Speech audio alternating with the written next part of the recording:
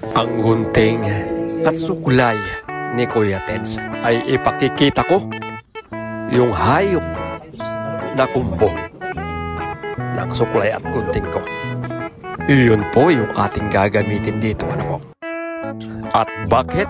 Yun ang magandang katanungan.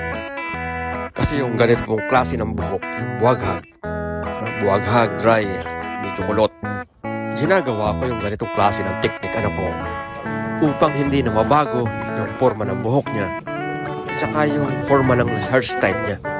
Kumbaga, ang ginagawa natin pagbabawas ay hindi na nagagalaw yung ilalim, bali yung ibabaw na lang yung ating binabawasan.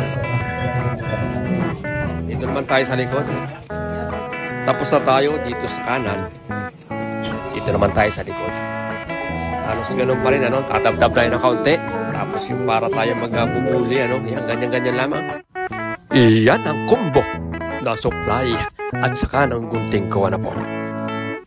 Iyon, no? Ganyan po ang ginagawa ko. Kapag ang request ng ating customer ay yung babawasan lang po, pero ganyan pa din yung forma.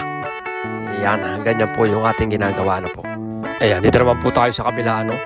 Atake, depensa. Pagmasdan nyo yung tenga, ano? Dinitipisahan po natin yan. Kapag ako'y gugupit, yung tenga, tinutupi natin. Ibig sabihin, nakadepensa tayo dyan. Hindi natin madadali yan, ano po. Ay, sos Mariosep. Ayun, no? Kitang-kita naman, ano? Siyempre, kukurtihan na natin yung kanyang patilya. Nakadepende rin sa request. Kung gusto, diretso. Kung gusto, matulis. Ganon din po sa likod. Kung gusto, barbers, pwede. Kung gusto, square back, pwede. Ano po? Ito naman po yung ginagamit natin sa pamplangketa, ano po. Hala pa. Ay, sa ibabaw naman tayo, ano. Ayun, oh. Hindi magagalaw ang ilalim yan, guys, ano, kasi yung binabawasan natin, ayun lamang pinakaibabaw.